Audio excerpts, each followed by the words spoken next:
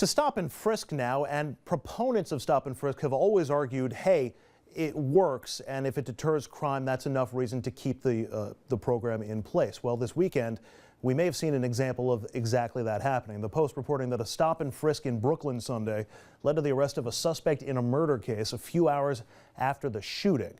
Officers found a gun and ammo nearby their suspect, though it wasn't on him when they were stopping him and frisking him at the time.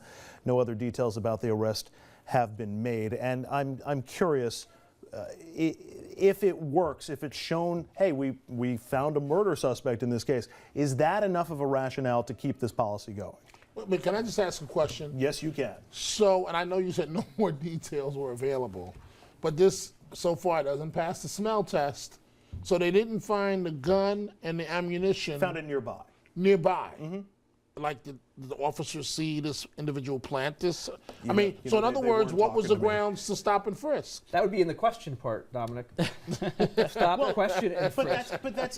This is where I think there's a disconnect here, because they had a description of a suspect. They found the suspect, they stopped him, they frisked him, and they questioned him. They may have actually done stop and frisk right here, which is, look, most of the time what they do is they pull somebody aside for furtive movements, which is an indeterminate way of deciding whether or not somebody is committing a crime. What you're supposed to be doing under the constitutional argument for it, and which is fine with pretty much everybody, by the way, in New York, is making sure that you are pulling somebody over who fits a close description of a criminal known to be in the area. That's the way police work is supposed to work. And I mean, go back to Dragnet or any TV show that's be on the lookout for.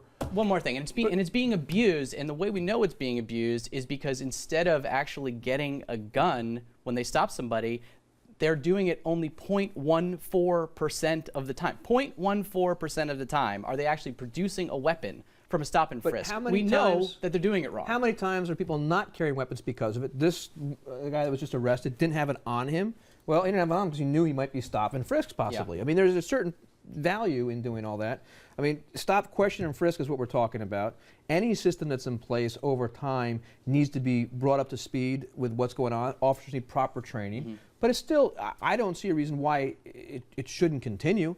You're talking about a safer city than we've had before. Murder rates are down, crime rates are down. Hang on. And because that argument to me feels a lot like the ends justify the means. Whatever the technique that we're using, hey, it seems to be working. The crime rate seems to be going down. I've argued before, you could put checkpoints across the city that everybody has to go through. You could go back to the old Soviet Union rules where everybody has to produce papers explaining where they're going. That would reduce crime. Well, this goes back to New York City under Rudy Giuliani and ComStat, which you're very familiar with.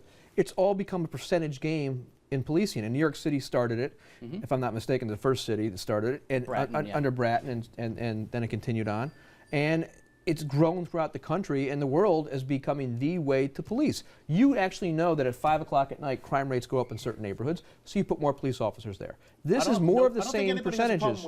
No, what I'm saying is that this is more of the same type of situation, that the percentages dictate it works. Therefore, let's keep New York safe, let's keep things going forward, and where it's broken, let's fix it. Let's not eliminate it. I think that's the challenge. And correct use of stop and frisk is constitutionally allowed. I don't think anybody really disagrees with that. There's only one Democratic candidate of all the people running citywide that actually wants to get rid of it. Everybody else is just saying, let's keep it, but do it the right way. Well, nobody wants to be the mayor when the crime rate goes up, and so I mean, it feels a little bit like President Obama with some of the terror techniques that have been employed, or the warrantless wiretapping. He opposed it as a candidate, but when you're the guy in charge, you'll take whatever tools you think will work. It is going to change, and here's the reason why. Is because that, look, Bloomberg has to stick with this. He's stick to his guns because he's made this such a big part of his policing strategy. Anybody else is going to go in, they're going to see what's going wrong, and they're going to change it. Why? Because when you have overuse, abuse of stop and frisk, and you're targeting certain people,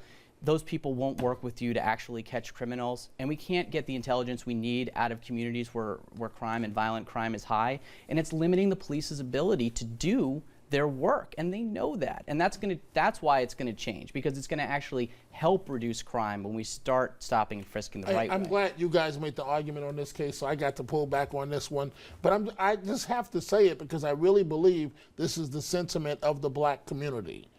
I don't defy is a strong word. I would like to see any of you show me a single white person that's ever been put up on a wall and stopped and frisked. I am 48 years old, going on 49. I have never seen it in my entire life. And let me tell you about propaganda. The video that the police department releases is propaganda because they make sure one of the officers that gets up on the wall happens to be white. Well, but you don't see it in real life. No. This I goes defy back- anybody to show me a single white person or any viewer to point to email me and point to a single white person that's ever been thrown up on a wall, stopped and frisked. This goes back to the African American community, talking about being stopped while driving too. The same type of thing. Same thing. And it needs to be fixed. It's not right, but it doesn't need to be eliminated. I think that's the challenge: how to make sure to make it work properly so that it is fair. But we all know that black people are not the effective. only ones committing crime. Yes, we commit a majority of the crime, and that's even controversial.